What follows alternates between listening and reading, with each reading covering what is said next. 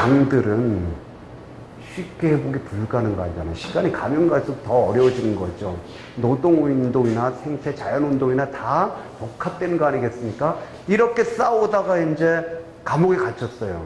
감옥에서도 비탈전 옥중투쟁을 벌이다 극심한 신경쇠약, 소화 불량, 단식투쟁을 일삼았다는 얘기겠죠. 감옥 안에서. 그러다가 1년 만에 풀려났어요. 병보석으로. 근데 시름시 말다 2달여 만에 32살 나이로 평양 근교 빈민가에서 목숨을 잃었어요.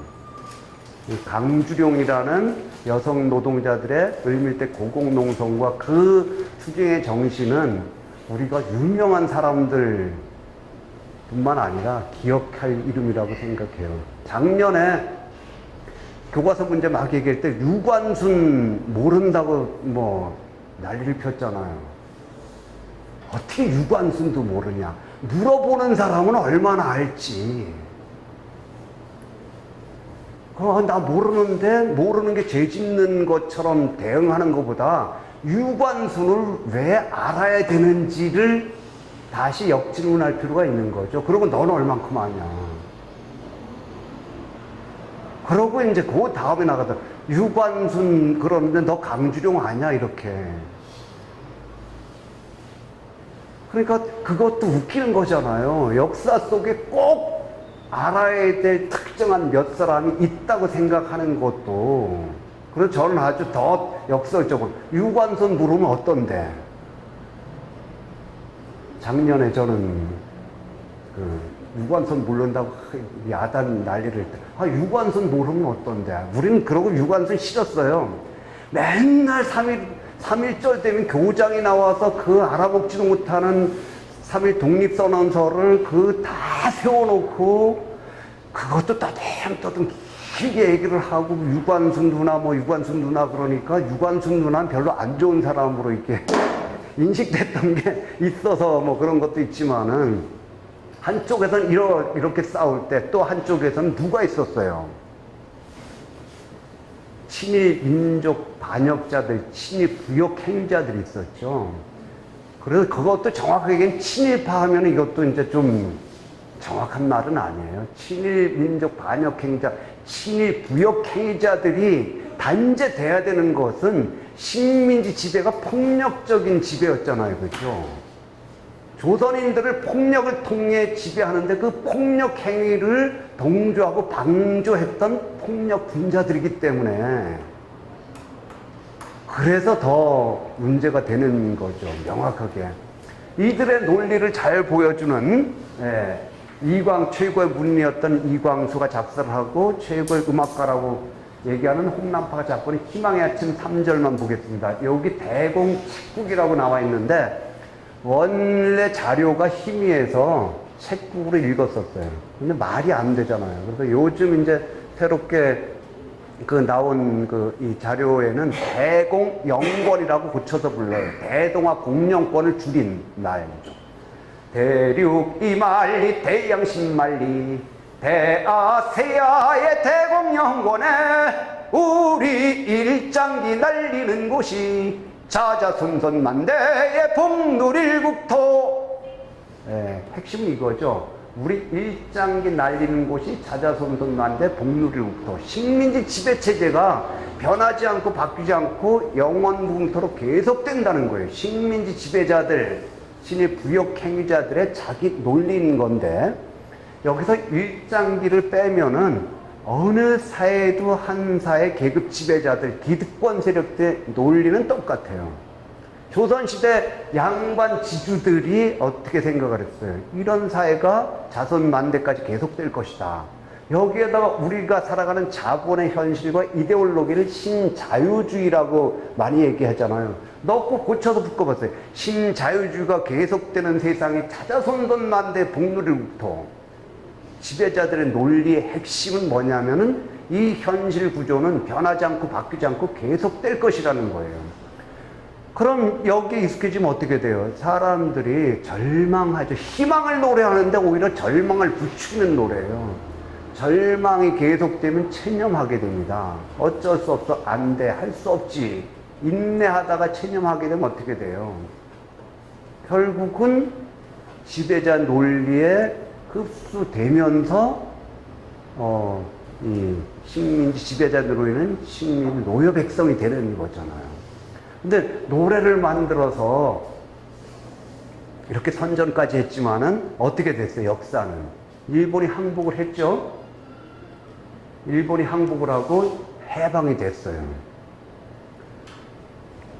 그 최근에 본 자료에 뭐 그래도 이거는 저도 최근에 이제 생각을 좀 많이 하게 돼서 말씀을 드리고 넘어가야 돼. 뒤에 가서 조금 급해지더라도. 이태준이라는 소설가가 해방이 되고 나서 이제 이 고향이 철원인데 여기에 이제 도피하다시피 내려와서 있었어요.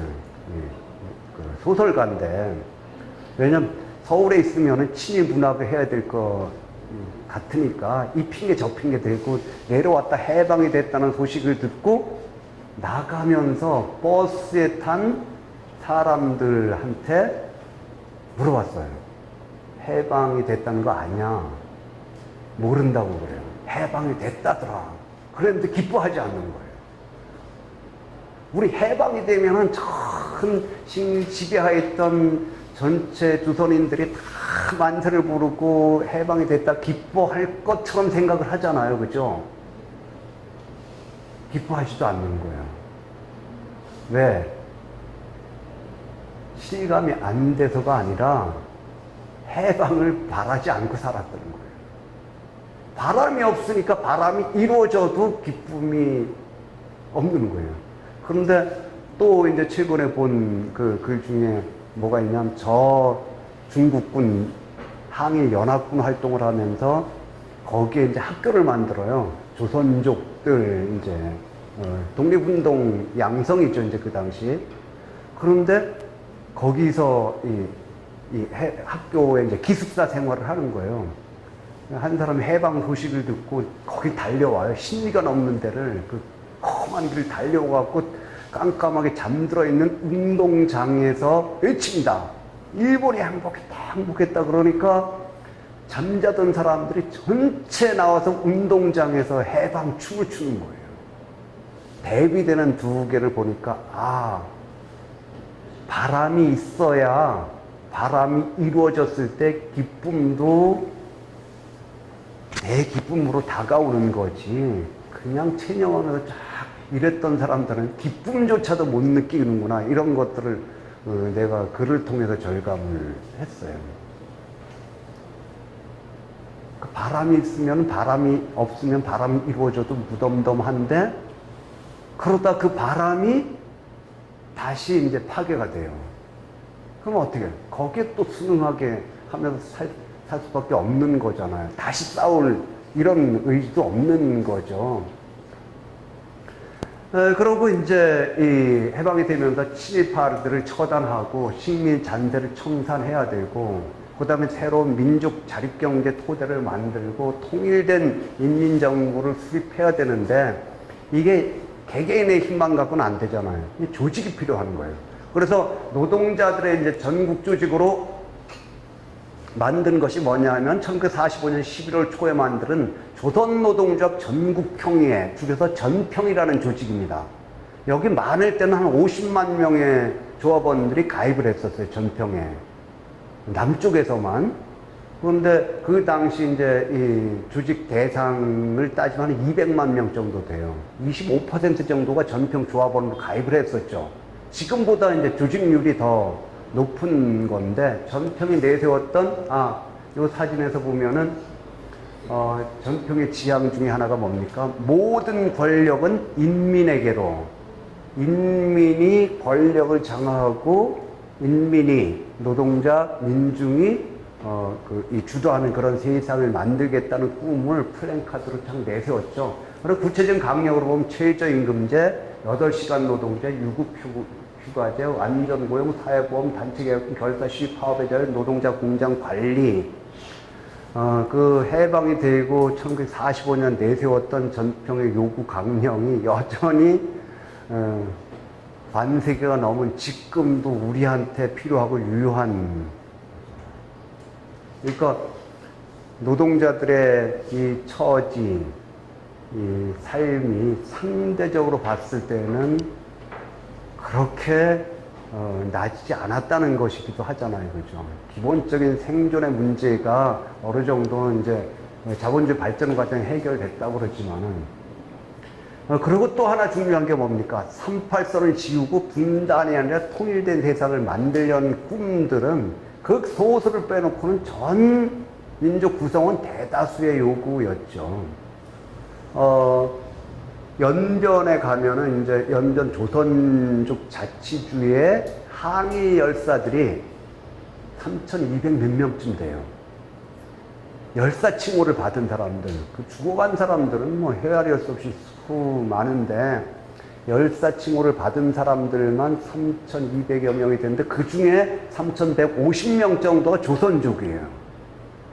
중국군과 항일연합군을 만들어 싸웠죠. 왜? 중국의 해방과 혁명이 조선의 독립을 가져다 줄 것이라고 생각을 하고 싸웠던 거예요. 그 사람들이 싸우면서 이 38선이 그어지고 분단이 될 거라고 생각하면서 싸운 사람이 단 한 사람이라도 있겠습니까? 근데 이 38선을 지우고 통일된 새로운 세상을 만들려던 꿈은 다양한 형태로 싸움이 돼. 대표적인 게 이제 제주도 4.3 항쟁이죠. 근데 29만 명 제주도민들 가운데 근 3만 명 이상이 처절하게 학살을 당했어요.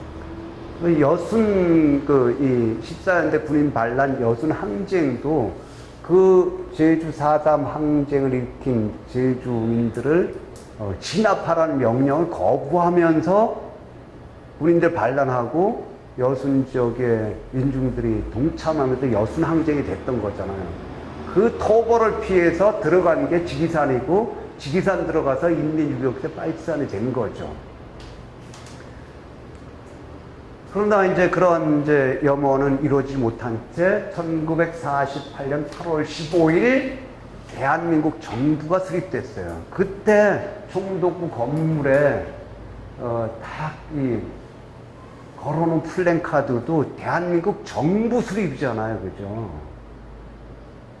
대한민국 건국 경축식이 아니라 지네 스스로가 정부 수립을 경축한다. 그럼 이 배후 최고 조종자는 누구겠어요? 이승만일 거 아니에요.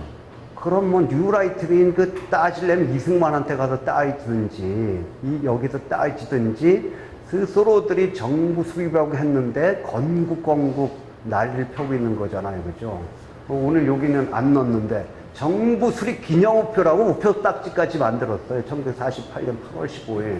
거기도 명확하게 정부 수립 기념 우표를 만들어 놓은 거죠. 그리고 북쪽에서는 이 9월 9일 조선민주주의인민공화국이 수립되면서 긴장과 갈등이 고조되죠.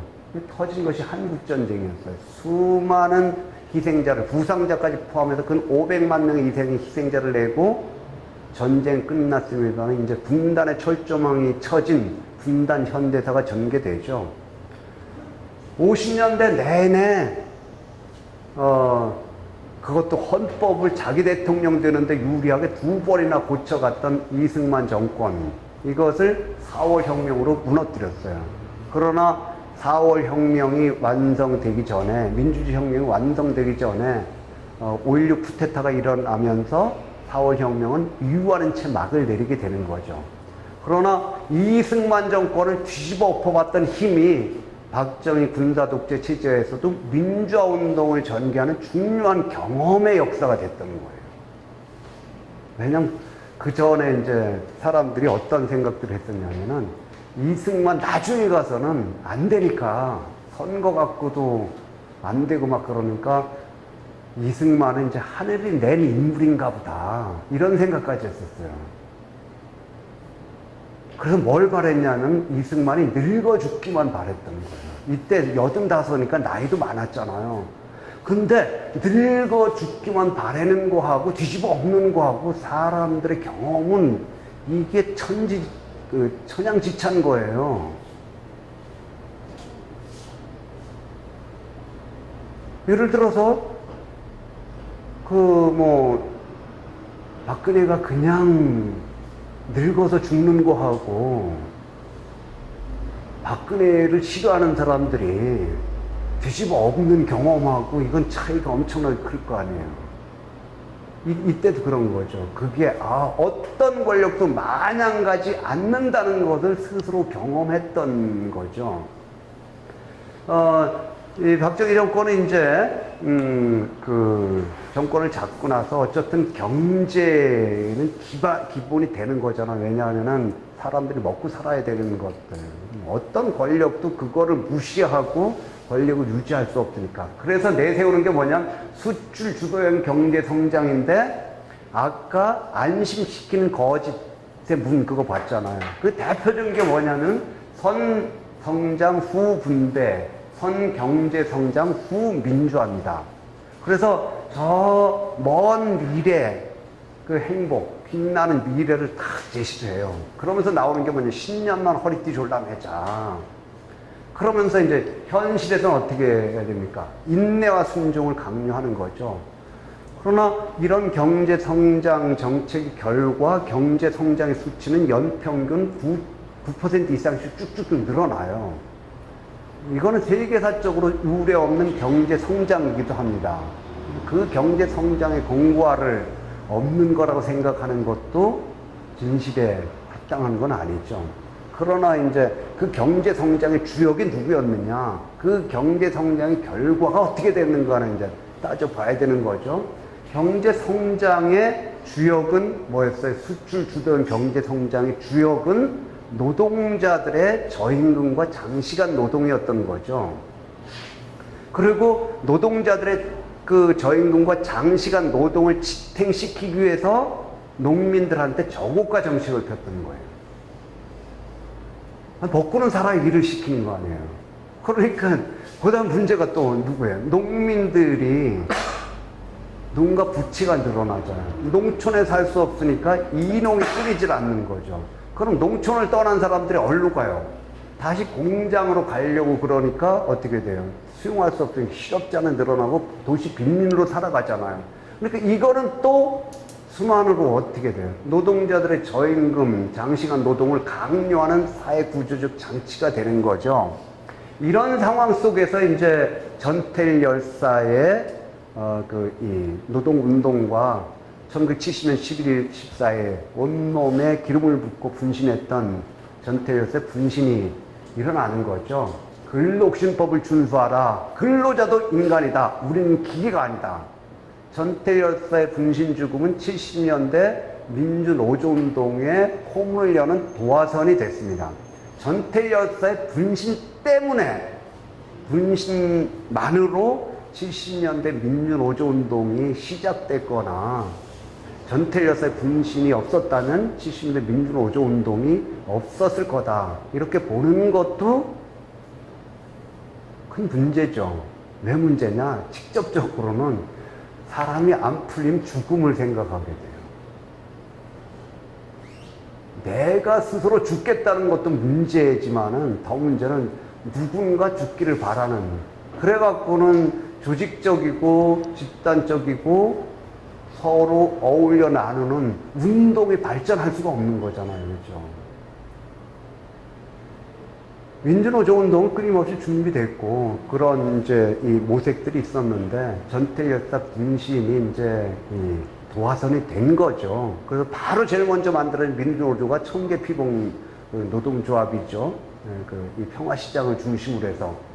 그리고 이제 70년대 민주노조 운동이 전개되는데 아까 이제 이 경제성장의 구조 말씀드린 것처럼 이거는 이제 저임금 노동자들, 노동자 생계비를 인하시키기 위해서 저고가 농민들, 저고가 정책을 썼던 거고, 농가 부치 이농이 끊이지 않고 도시 빈민, 노동력 과잉 공급 실업자들은 다시 저임금과 장시간 노동을 강요하는 거죠. 이 구조가 지금은 훨씬 단순화됐어요. 사회적 세력으로 크게 움직일 수 있을 만한 농민들의 존재가 급속하게 비약적으로 줄어들었잖아요. 이 장치가 단순화된 건 뭐냐면 노동자들 중에 정규직 노동자들하고 비정규직 노동자들의 분할로 지금 작동하는 거죠. 그러니까 비정규직 노동자들의 존재를 가지고 끊임없이 정규직 노동자들을 압박하잖아요. 그리고 이간질을 시키는 거잖아요, 노동자들. 나중에 가서 한 번 더 보겠습니다. 이 민주노조 운동을 탄압하는 과정에서 이제 1978년에 어떤 사건이 일어났냐면은, 뭔지 혹시 이 사진 보신 적 있어요? 작업복에 뭐가 묻어 있잖아요. 똥물 퍼본 똥물 자국인데 1972년 인천에 있는 동일방직에서 어용노조가 있었는데 처음으로 이제 민주집행부가 수립돼요. 민주노조 활동을 합니다. 이 민주노조를 깨기 위해서 가진 탄압이 자행돼요. 그래서 76년 여성 노동자들은 나체 시위를 벌이기도 합니다. 그래서 78년에 이제 대의원대로 가는 노동자들한테 회사 측의 사주를 받은, 근데 이게 회사 측만 아니라 그 당시는 민주노조 활동을 하려면은 한국노총밖에 없었던 시절이에요.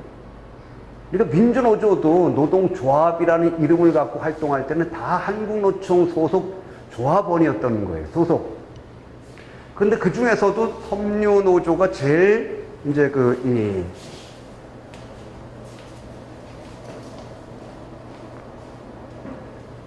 제일 컸었는데, 섬유노련이.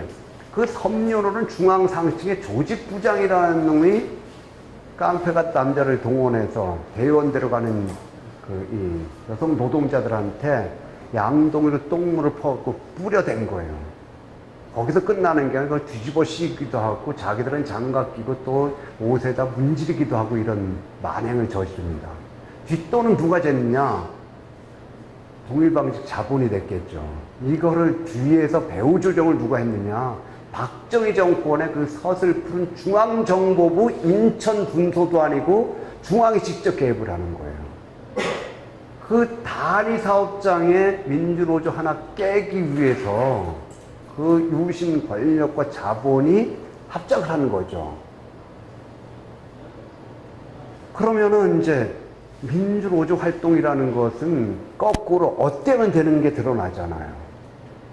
자본과 권력과 어용노족이 한 통속이 돼서 민주노조를 깨려고 탄압하려고 하는 이런 현실이라면은 민주노조의 운동의 원칙이라는 것은 다른 게 아니라 그런 권력으로부터 독립적이어야죠. 그 다음에 자본으로부터 독자성을 확보해야 되는 거잖아요. 그죠? 그리고 어용이 아니라 조합원들의 민주적인 의사를 바탕으로 그 힘으로 유지되는 민주적 활동이어야 되는 거죠. 그죠?